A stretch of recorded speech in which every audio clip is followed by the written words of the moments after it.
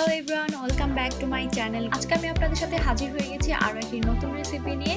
আজকে আমরা যে রেসিপিটি তৈরি করে দেখাবো সেটি হচ্ছে ব্রেড কাচুরি। তো চলুন দেখে আসি কিভাবে ইজিলি তৈরি করা যায় ব্রেড কাচুরি। প্রথমে এখানে আমি এক টুকরো বয়েলড চিকেন ব্রেস্টকে একটি কাঁটা চামচের সাহায্যে শ্রেড করে নিচ্ছি। এরপর একটি মিক্সিং বলে আমি 1 কাপ ম্যাশড পটেটো নিয়ে নিচ্ছি। এরপর দিয়ে দিচ্ছি শ্রেড করা চিকেনটা।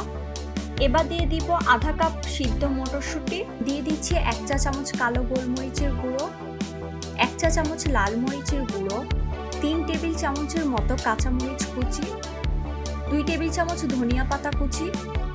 সবশেষে লবণ দিয়ে সব ইনগ্রেডিয়েন্ট একসাথে মিশিয়ে আমি কাচুরির ভিতরে পুরটা তৈরি করে নিব।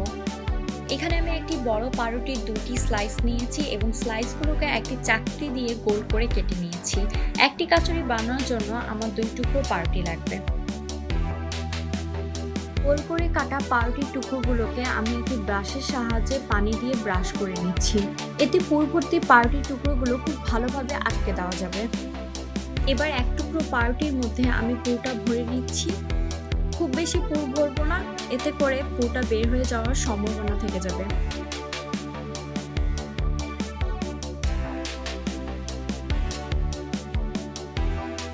ব্রেড কাচুরি বানানো শেষ, এবার আমি এগুলোকে ডুবো তেলে ভেজে নেব। তেলটা গরম হলে আমি ব্রেড কাচুরিগুলো এক এক করে ভাজার জন্য দিয়ে দিলাম। সবগুলো কাচুরি ভাজা শেষ, আমি একটা ভেঙে আপনাদেরকে দেখাচ্ছি ভিতরটা কতটা সফট হয়েছে।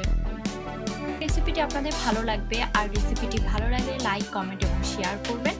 আর আমার চ্যানেলে সাবস্ক্রাইব করে না থাকলে এখনই সাবস্ক্রাইব করে নতুন নতুন রেসিপির ভিডিওর সাথে থাকুন।